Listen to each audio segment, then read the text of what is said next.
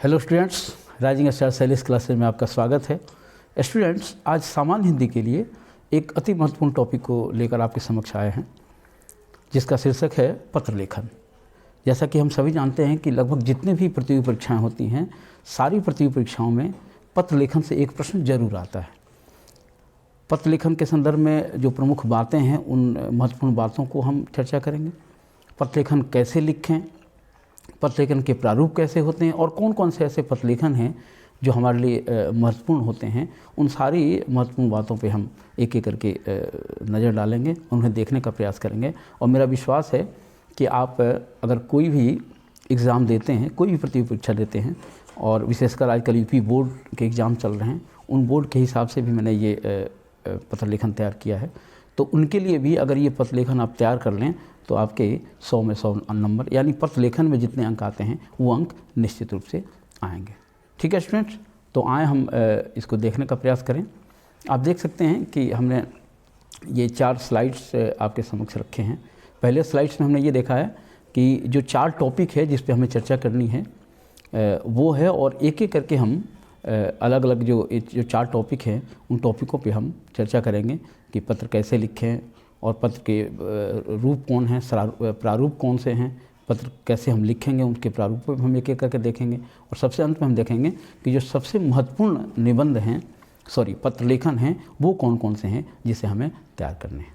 ठीक है स्टूडेंट्स, तो आए हम सबसे पहले ये जो 4 टॉपिक है उनको देखने का प्रयास करें कि उन टॉपिकों पे हम क्या क्या चर्चा करेंगे। तो सबसे पहले हम ये देखेंगे कि पत्र कैसे लिखें। ठीक है स्टूडेंट, हम देखेंगे कि पत्र कैसे लिखें। ठीक है, तो पत्र कैसे लिखें में हमें ये देखना है कि पत्र आखिर जब हम एक पत्र लेखन करते हैं तो उसमें कौन कौन सी सावधानियां बरतनी होती है, कौन कौन से ऐसे मानक हैं जिन मानकों पर हमें पत्र लिखने होते हैं, तो उन मानकों को हम देखेंगे। और उसमें जो सुधार करने होंगे, जो सुधार की अपेक्षा रहती है पत्र लिखन में, उन सारी बारीकियों को हम बड़े ध्यान से समझेंगे अगले पेज पे। ठीक है, दूसरी जो महत्वपूर्ण बिंदु है वो है पत्र लेखन। वैसे जब भी हम पत्र लेखन की चर्चा करते हैं तो 2 तरह के पत्र लेखन की बात आती है। एक तो आती है शासकीय, है ना, और दूसरा अशासकीय। कौन कौन सा आता है? एक तो आता है शासकीय, है ना, जिसे हम कहते हैं शासकीय, और दूसरा अशासकीय। ये 2 तरह के पत्र लेखन हमारे होते हैं। लेकिन दोनों पत्रों में हम ध्यान रखें कि जो अशासकीय पत्र लेखन है वो हमें नहीं पूछा जाता। अशासकीय, या हम कह सकते हैं कि अनौपचारिक पत्र, इसको अनौपचारिक भी कहते हैं और शासकीय को औपचारिक कहते हैं। तो जो शासकीय पत्र होता है, जैसे शासन को पत्र लिखना, किसी संस्था को पत्र लिखना, तो जब भी परीक्षा में प्रश्न पूछे जाते हैं पत्र लेखन से संबंधित तो वो शासकीय पत्र लेखन ही पूछे जाते हैं। और शासकीय जैसे अनौपचारिक पत्र होते हैं, जैसे अपने मित्र को लिखना, अपने भाई को लिखना, तो ये इस तरह के पत्र हमें परीक्षाओं में नहीं पूछे जाते। इस बात का हम जरूर ध्यान रखेंगे। तो स्पष्ट है कि शासकीय पत्र ही या औपचारिक पत्र ही हमारे परीक्षा में पूछे जाते हैं। तो इस शासकीय पत्र में भी 3 तरीके के पत्र लेखन पूछे जाते हैं लगभग।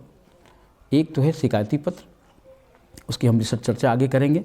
दूसरा है नियुक्ति आवेदन पत्र, और तीसरा है ऋण प्राप्त करने हेतु आवेदन पत्र। एक एक करके हम बारीकी से उसकी चर्चा करेंगे अगले पेज पे।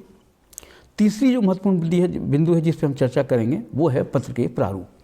आखिर जब भी हम पत्र लेखन लिखते हैं तो उसके प्रारूप क्या होते हैं, किन प्रारूपों पे हमें कौन से ऐसे आउटलाइन है जिस पे हमें उस पत्र को लिखना होता है। तो एक आउटलाइन भी मैंने आपके लिए बना के रखा है, उस आउटलाइन को भी मैं आपके सामने रखूँगा ताकि आप बेहतर ढंग से किसी पत्र को बड़े आराम से लिख सकें। ठीक है स्टूडेंट्स, और चौथी महत्वपूर्ण बिंदु जिस पे हमें चर्चा करनी है वो है सबसे महत्वपूर्ण 3 पत्र लेखन। 3 ऐसे पत्र लेखन की मैं चर्चा करूंगा जिस पत्र लेखन को बार बार हर परीक्षाओं में लगभग पूछा जाता है।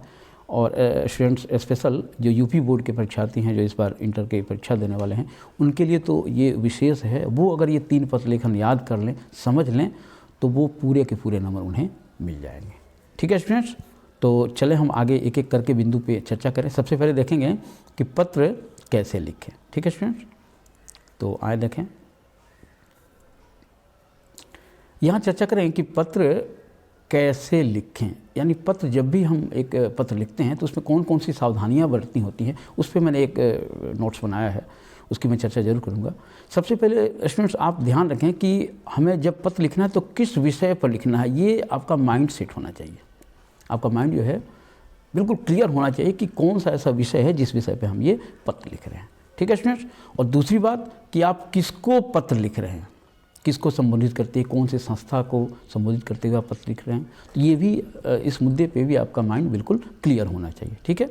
तीसरी महत्वपूर्ण बात कि दिनांक, पत्र में सबसे नीचे मैं बताऊंगा कि वहाँ डेट देना जरूरी होता है कि किस डेट में आप वो पत्र लिख रहे हैं, ठीक है। तो दिनांक लिखना ज़रूरी होता है। और चौथी महत्वपूर्ण बात, अक्सर स्टूडेंट्स इसमें गलती करते हैं, वो ये कि नाम बिल्कुल न लिखें। कई बार होता है क्या है कि स्टूडेंट्स पत्र आप लिखते हो किसी नगर निगम के नाम, किसी प्रधानाचार्य के नाम, किसी जिलाधिकारी के नाम, लेकिन अंत में आप अपना नाम लिखते हो। वहाँ नाम लिखने की ज़रूरत नहीं है, बल्कि आप वहाँ मैं चर्चा करूँगा XYZ और बस ये चीज़ें आपको लिखनी होती है, ठीक है स्टूडेंट। ध्यान रखना आप कि नाम बिल्कुल न लिखें।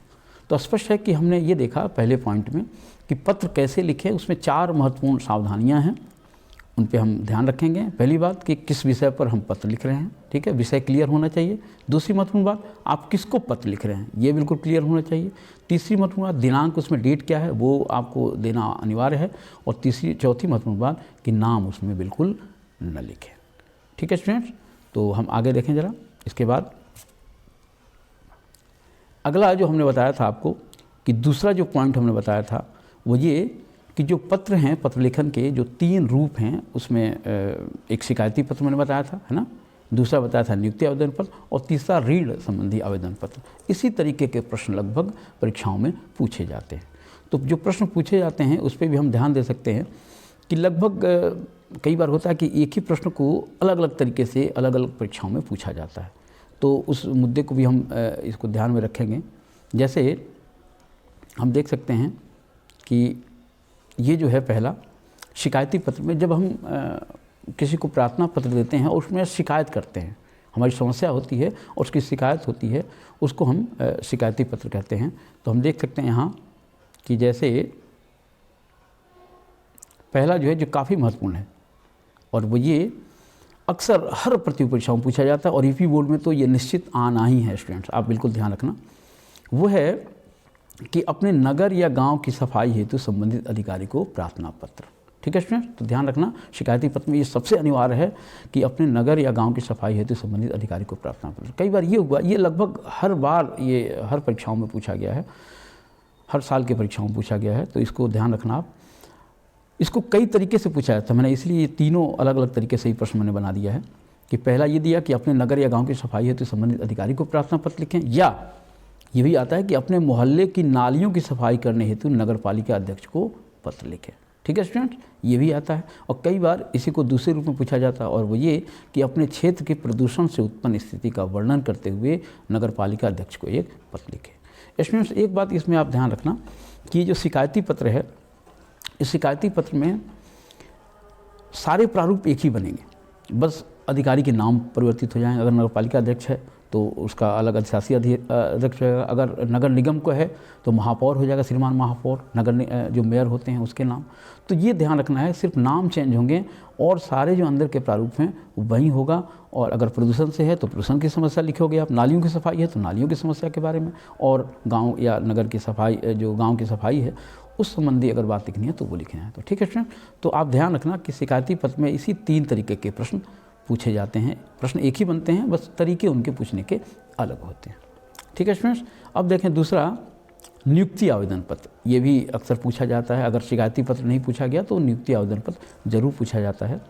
इसमें 2 तरीके के आज तक प्रश्न जो बने हैं हम लोग के सामने, वो ये हम देख सकते हैं आगे कौन कौन से। एक तो अक्सर पूछा जाता है किसी इंटरमीडिएट कॉलेज के प्रधानाचार्य प्रबंधक को लिपिक पद पर नियुक्ति हेतु एक प्रार्थना पत्र लिखिए, ठीक है। जैसे आप किसी प्रिंसिपल या को या फिर उसके प्रबंधक को उस कॉलेज में लिपिक पद की नियुक्ति हेतु एक पद खाली है और अपनी अर्हता दर्शाते हुए वहाँ एक प्रार्थना पत्र लिखना है, तो इस तरह के प्रश्न आते हैं। या एक और प्रश्न आते हैं कि किसी विद्यालय के प्रबंधक के नाम प्रवक्ता पद के नियुक्ति हेतु एक आवेदन पत्र लिखिए, ठीक है स्टूडेंट। तो इसमें लगभग 2 ही तरीके के प्रश्न आजकल जो बोर्ड एग्जाम में पूछे गए हैं, वो ये कि नियुक्ति आवेदन संबंधी किसी इंटरमीडिएट कॉलेज के प्रधानाचार्य प्रबंधक को लिपिक पद हेतु नियुक्ति एक प्रार्थना पत्र, या फिर किसी विद्यालय के प्रबंधक के नाम प्रवक्ता पद के लिए नियुक्ति हेतु एक आवेदन पत्र। ठीक है स्टूडेंट, तो इसको आप जरूर देख लेना। तो पहला हमने देखा कि शिकायती पत्र, और दूसरा नियुक्ति आवेदन पत्र, तीसरा हम देखेंगे वो है ऋण हेतु आवेदन प्राप्त, है ना। ठीक है स्टूडेंट, तो यहाँ देखें ये तीसरा है, यह है ऋण प्राप्त करने हेतु आवेदन पत्र। ये भी एक तरीके के प्रश्न पत्र आते हैं लगभग। हम देख सकते हैं कि ऋण प्राप्त करने हेतु आवेदन पत्र, नाम से स्पष्ट है कि हमें कर्ज लेना है और कर्ज लेने के लिए ही हम आवेदन दे रहे हैं। तो इसमें अमूमन जो प्रश्न बनते हैं वो ये कि किसी बैंक से किसी व्यवसाय के लिए ऋण प्राप्त करने हेतु आवेदन पत्र। ठीक है स्टूडेंट, तो ये ध्यान रखेंगे हम लोग, जब भी बैंक लिखें तो श्रीमान बैंक का जो प्रबंधक होता है, शाखा प्रबंधक लिखा जाता है, और फिर बैंक का नाम कहाँ है और स्थित है उस स्थान का नाम, और फिर उसके बाद जो मैं अगले प्रारूप बताऊँगा उस प्रारूप में आप समझ लेना। तो ये एक प्रश्न बनता है कि बैंक से किसी व्यवसाय के लिए ऋण प्राप्त करने हेतु आवेदन पर। ठीक है, अथवा में इसी तरीके का प्रश्न दूसरा बनता है कि होजरी की दुकान खोलने के लिए किसी बैंक के शाखा प्रबंधक को ऋण प्राप्त करने हेतु आवेदन पर। होजरी क्या होता है? होजरी हम जानते हैं जो कपड़े की दुकान होती है उसे होजरी की दुकान कहते हैं।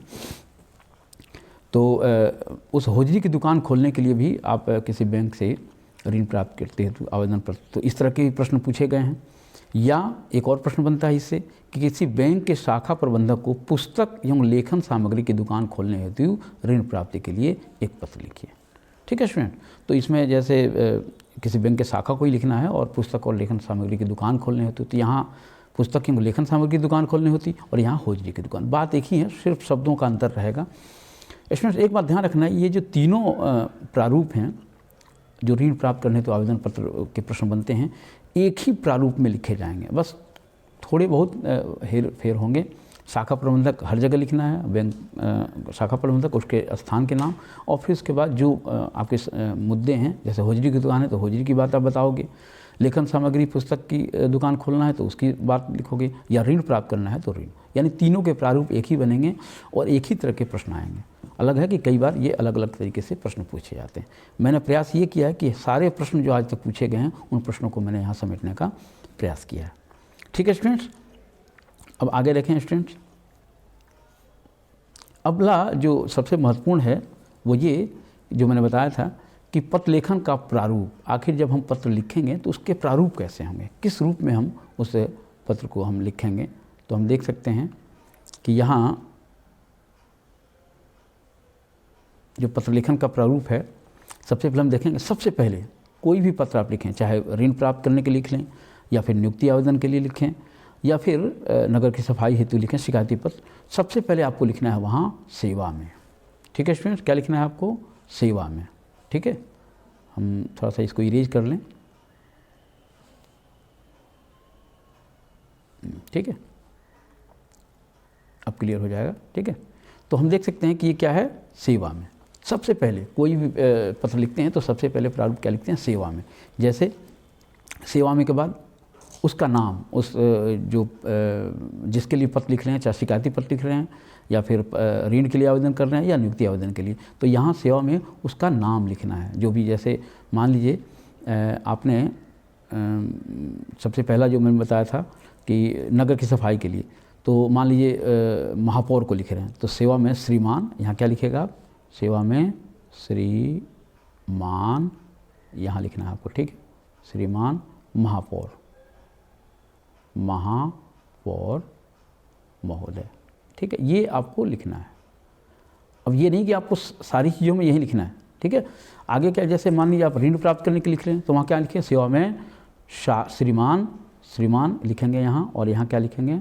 शाखा प्रबंधक, शाखा प्रबंधक। ठीक है स्टूडेंट, तो ये बात ध्यान रखनी है आपको। सेवा में श्रीमान जिसको संबोधित करते हुए पत्र लिख रहे हैं, श्रीमान महापौर महोदय या श्रीमान शाखा प्रबंधक। ठीक है स्टूडेंट, या जिलाधिकारी महोदय के पास लिख रहे हैं तो सेवा में श्रीमान जिलाधिकारी महोदय। उसके बाद जो सेकंड मैंने यहाँ दिया है वहाँ क्या लिखना है? उसका पता लिखना होता है। जैसे आपने झांसी के लिखा तो यहाँ क्या लिखोगे? महापौर महोदय झांसी। ठीक है, नगर निगम झांसी, झांसी नगर निगम झांसी, नगर निगम झांसी। ठीक है स्टूडेंट। कहने का अर्थ ये कि सबसे पहले सेवा में यहाँ लिखोगे श्रीमान महापौर या शाखा प्रबंधक। शाखा प्रबंधक लिखा तो बैंक का नाम जो भी जहाँ अवस्थित है, ठीक है। तो मैंने यहाँ लिखा कि झांसी नगर निगम झांसी, और यहाँ फुल स्टॉप होगा, देखना है स्टूडेंट से मैंने यहाँ फुल स्टॉप लिखा, यानी यहाँ पे कोमा रहेगा सेवा के बाद, और यहाँ जब उसका पता पूरा लिखेंगे तो वहाँ पे ये फुल स्टॉप होगा, ठीक है। उसके बाद तीसरी जो महत्वपूर्ण बात है वो देखेंगे, सेवा के नीचे ही विषय आएगा, यानी सेवा के बिल्कुल सीध में नीचे, पहले सेवा के बाद यहाँ बगल में, फिर उसके नीचे ये आता है स्थान। उसके बाद विषय यहाँ लिखेंगे। विषय जैसे आपको लिखना है कि सफाई हेतु, अपने नगर की सफाई हेतु ये लिखना है, या ऋण प्राप्त करने हेतु लिखना है तो मुझे होजरी की दुकान खोलने हेतु ऋण प्राप्त करने हेतु, ठीक है। तो ये विषय आपने लिखा। फिर विषय लिखने के बाद उसके ठीक नीचे, विषय के नीचे यहाँ महोदय लिखेंगे, ठीक है। महोदय के बाद ये पूरा आपका यहाँ मैटर होगा। मैटर क्या होगा, जैसे आपको सफाई के बारे में लिखनी है तो आप लिख सकते हो कि सेवा में श्रीमान महोदय, मेरे नगर में या मेरे गांव में चारों तरफ गंदगी फैली रहती है और उस गंदगी से बदबू आती रहती है, काफ़ी बीमारी होने की संभावना है, इस कारण से उसकी सफाई की जाए, ठीक है। तो ये आप पूरा मैटर यहाँ लिखोगे। अगर आप लोन ले रहे हो, ऋण ले रहे हो, तो वहाँ क्या लिखोगे कि मुझे एक होजरी की दुकान खरीदनी है दुकान, और उसे मेरे पास पैसे नहीं हैं, और उसे आपकी सहायता से अगर आप मुझे ऋण प्रदान करें तो मेरी ये दुकान खुल जाएगी। तो इस तरह की सारी बातें यहाँ विषय में लिखोगे। फिर विषय के बाद उसको समराइज करोगे, आप उसको सार करोगे और लिखोगे अतः आपसे निवेदन है कि, ठीक है। अगले पेज में हम देखें इसको कैसे समराइज हमने किया। यहाँ लिखेंगे कि अतः आपसे निवेदन है कि उपयुक्त बातों पर ध्यान रखते हुए मुझे ऋण देने की कृपा करें, या फिर मेरे नगर निगम मेरे गांव की सफाई हेतु कृपा करें। तो ये जो मुद्दा है यहाँ पे आप लिखोगे। और उसके बाद अंतिम जो महत्वपूर्ण बात है वो दिनांक। जैसे आप दिनांक, जैसे जिस डेट में आप लिख रहे हो, मान लो आपकी परीक्षा 16 को है तो आप लिखोगे 16/2/2023, ठीक है ना। 16 को है ना आपका एग्ज़ाम, ठीक है। यहाँ इसके दिनांक के सीधे सामने आप भौदीय लिखोगे। भौदीय में क्या लिखोगे आप, अ ब स या XYZ, ये कुछ भी लिख सकते हो। भौदीय में अपना नाम नहीं लिखना स्टूडेंट्स, ये बात आप बिल्कुल ध्यान रखना। नाम लिखोगे नंबर कट जाएंगे, वहाँ क्या लिखोगे आप, अ ब स या फिर XYZ, ठीक है स्टूडेंट। तो मुझे विश्वास है कि जो मैंने प्रारूप आपको दिया है उस प्रारूप से आप कोई भी पत्र लिखन बड़े ही आसानी से लिख सकते हो, ठीक है स्टूडेंट। अब आए अंतिम पॉइंट देखें ज़रा। अंतिम में मैंने ये कहा था कि सबसे महत्वपूर्ण निबंध, ये क्या है, ये सबसे महत्वपूर्ण निबंध है। हम देख सकते हैं कि सबसे महत्वपूर्ण निबंध स्टूडेंट्स, यूपी बोर्ड के सारे परीक्षार्थियों के लिए आपसे अनुरोध है, और कि आप अगर ये तीनों निबंध देख लेंगे तो आपका एक निबंध निश्चित रूप से फंसेगा, ठीक है। तो ये मैंने तीनों को भी बता दिया कि 3 निबंध से ही कितने अलग अलग प्रकार से पूछे जाते हैं, भाव अलग होते हैं, उसके सारे रूप अलग होते हैं लेकिन भाव एक ही होते हैं। तो सबसे पहला निबंध और सबसे महत्वपूर्ण है वो ये है कि अपने नगर या गांव की सफाई होती है संबंधित अधिकारी को पत्र लिखिए। ये बहुत महत्वपूर्ण है स्टूडेंट। इस निबंध को आप, इस पत्र लेखन को आप तैयार कर लें, ये निश्चित आएगा, ठीक है। दूसरी बात, अगर ये नहीं आता है तो किसी कॉलेज या प्रधानाचार्य प्रबंधक को लिपिक पद हेतु नियुक्ति के लिए एक प्रार्थना पत्र लिखें, ये भी काफ़ी महत्वपूर्ण है। और तीसरा, बैंक से किसी व्यवसाय के लिए ऋण प्राप्त करने हेतु आवेदन पत्र लिखें, ठीक है स्टूडेंट। तो ये जो 3 महत्वपूर्ण पत्र लेखन हैं, इसी पत्र लेखन में से एक पत्र लेखन आपके लिए आएगा, यूपी बोर्ड के लिए काफ़ी महत्वपूर्ण है। और साथ ही साथ जितने भी प्रतियोगी परीक्षाएँ हैं उन सारी प्रतियोगी परीक्षाओं के लिए ये काफ़ी महत्वपूर्ण है। तो स्टूडेंट्स, मेरा विश्वास है कि जो मैंने ये पत्र लेखन पे जो आज वीडियोस बनाया वो उससे काफ़ी आपको हेल्प मिलेगी। और यूपी बोर्ड के लिए तो विशेषकर है ही, साथ ही अन्य जितने भी प्रतियोगी परीक्षाएँ हैं उन प्रतियोगी परीक्षाओं में भी ये पत्र लेखन पूछा जाता है। हमने देखा यहाँ उनकी बारीकियों को समझा, पत्र लेखन कैसे करें, उनमें कौन कौन सी सावधानी बरतें, पत्र लेखन का जो प्रारूप है उसको भी हमने समझा। और ये हमने देखा कि सबसे महत्वपूर्ण जो VVI पत्र हैं, पत्र लेखन है, उसको भी हमने देखा, ठीक है स्टूडेंट्स। अगर ये मेरे वीडियोज़ आपको पसंद आ रहे हो तो प्लीज़ लाइक, शेयर और एक प्यारा सा कमेंट जरूर दीजिएगा। Thank you.